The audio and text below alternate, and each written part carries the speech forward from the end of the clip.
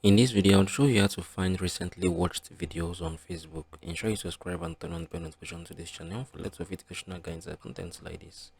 So if you have watched a couple of videos here on Facebook and you'd love to find the recently watched videos, right? Your recently watched videos, click on this, right? Click on the settings and privacy. Once it has opened up, click on the activity log, right?